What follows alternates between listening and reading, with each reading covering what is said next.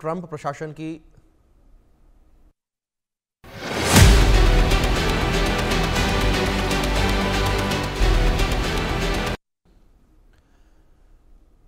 चलिए खबर में आगे बढ़ते हैं। इस बीच बड़ी खबर जिस तरीके से निकलकर सामने आ रही है, जहां अमेरिका में ट्रंप प्रशासन की अप्रवासन नीति का विरोध जो है वो देखने को मिला, लेकिन इस बीच मोदी का ट्रंप कार्ड जो है वो देखने को मिला है। पीएम मोदी का मस्क का वाला ट्रंप कार्ड जो है वो देखने को मिला है।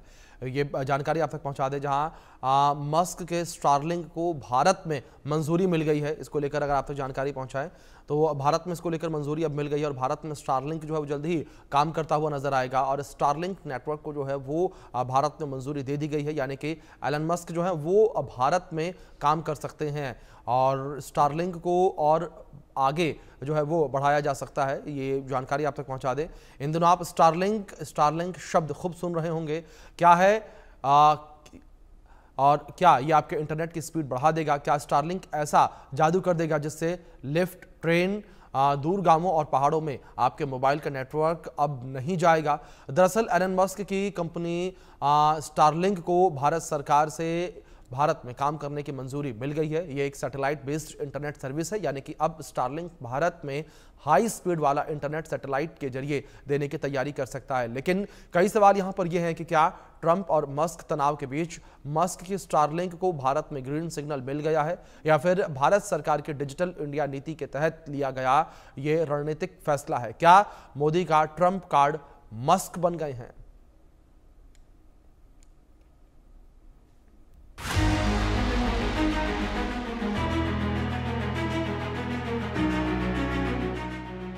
उधर ट्रंप से खटपट, इधर मस्क की स्टारलिंक भारत आई झटपट। ट्रंप से मस्क की तकरार, स्टारलिंक के लिए खुला भारत का बाजार। मस्क वर्सेस ट्रंप, स्टारलिंक को भारत ने दिया license. Musk versus Trump, Bharat ने अंदर खाने खेल कर दिया। मोदी का ट्रंप कार्ड मस्क। अब एलन मस्क के स्टारलिंक से भारत के गांव-गांव में सुपरफास्ट इंटरनेट चलेगा। जी हां, एक तरफ अमेरिका में एलन मस्क की कंपनी राजनीतिक उलझनों में घिरी है, तो वहीं भारत में एक बड़ी कामयाबी मिल गई है। दरअसल मस्क की कंपनी स्टारलिंक को भारत में सैटेलाइट इंटरनेट सेवा के लिए लाइसेंस मिल गया है, जिसका कंपनी लगभग 2 साल से इंतजार कर रही थी। दूरसंचार विभाग यानी डिपार्टमेंट ऑफ टेलीकॉम ने कंपनी को global mobile personal communication bye satellite यानी GMPCS लाइसेंस दिया है। आसान भाषा में कहें तो अब मस्क भारत में सैटेलाइट के जरिए इंटरनेट सेवा दे सकते हैं। स्टारलिंक ने डिपार्टमेंट ऑफ टेलीकॉम के सभी नियमों और शर्तों पर हामी भर दी है, जिसमें डेटा लोकलाइजेशन और सिक्योरिटी से जुड़े नॉर्म्स शामिल हैं। स्टारलिंक 2021 से ही भारतीय बाजार में आना चाहती थी, लेकिन बिना लाइसेंस प्री बुकिंग के चलते सरकार ने रोक लगा दी थी। अब जबकि दूरसंचार विभाग ने मंजूरी दे दी है, तो ये सवाल उठ रहा है कि ट्रंप मस्क तनाव के बीच मस्क की कंपनी स्टारलिंक को भारत में इतनी आसानी से ग्रीन सिग्नल कैसे मिल गया? क्या ये अमेरिका में राजनीतिक अस्थिरता का फायदा है, या फिर भारत सरकार की डिजिटल इंडिया नीति के तहत लिया गया रणनीतिक फैसला?